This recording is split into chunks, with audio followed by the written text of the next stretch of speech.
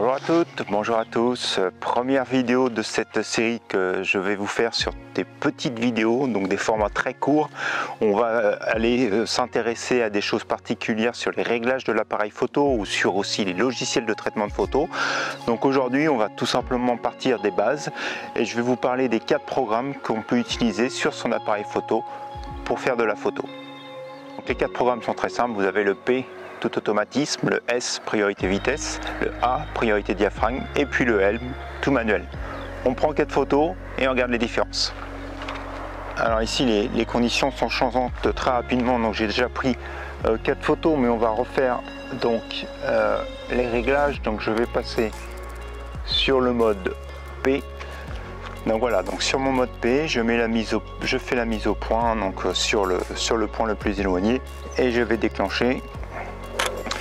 Je passe ensuite au mode priorité vitesse. Donc là, vous voyez, si j'essaye de toucher mon diaphragme, il n'y a rien qui se passe.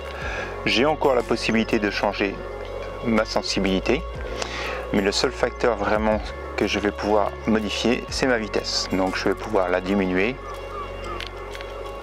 l'augmenter. Et donc l'appareil photo va agir en fonction de ces réglages là. Donc je vais essayer de me centrer plus ou moins au niveau de mon histogramme, de mon diaphragme. Tchoc. Donc là effectivement j'ai changé la mise au point, ce qui lui a fait changer les réglages. Tac. Donc mise au point à cet endroit.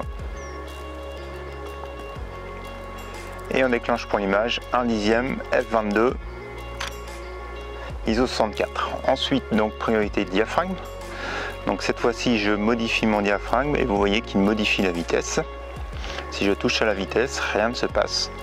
Donc je vais modifier mon diaphragme, je vais prendre un F8 puisque là j'ai une bonne profondeur de champ, et puis c'est surtout au niveau de ma lentille, c'est là où j'ai les qualités optiques maximales.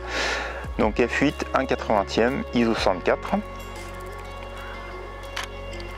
Et puis enfin donc la position manuelle, où là je vais avoir le choix de tous les éléments. Donc je peux régler mon diaphragme, je peux régler ma vitesse, et puis je peux aussi bien sûr régler ma sensibilité.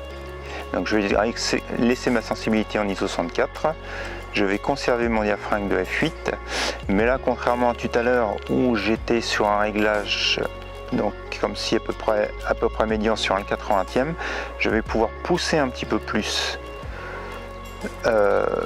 Donc diminuer ma vitesse pour pouvoir pousser un petit peu plus mon histogramme vers la droite, avoir un petit peu plus de luminosité sans toutefois cramer là puisque le soleil est en train de se lever.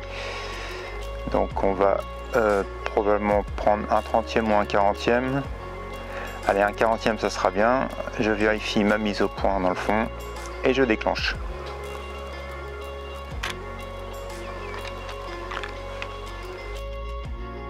Donc le mode auto, le mode de priorité vitesse ou priorité diaphragme donne des expositions et des photos qui sont relativement identiques. Seul le mode manuel donne une photo un petit peu plus différente puisque j'ai pu manuellement forcer un peu et augmenter l'exposition de mon image que j'ai pas pu faire avec les 3 autres modes.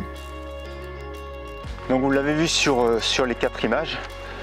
Donc finalement des réglages à chaque fois différents, mais c'est surtout aussi la manière dont on va prendre les photos qui sont complètement différentes.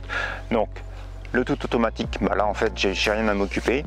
La priorité vitesse, moi ici j'avais pas trop de facteurs déterminants sur la vitesse, mais vous avez bien vu, je peux sélectionner ma vitesse, donc finalement comment je veux ou pas figer les éléments qui sont en mouvement dans ma scène. L'appareil photo sélectionne son diaphragme. Priorité diaphragme, donc là je vais m'intéresser à la profondeur de champ, je sélectionne mon diaphragme et puis l'appareil va sélectionner la vitesse lui tout seul.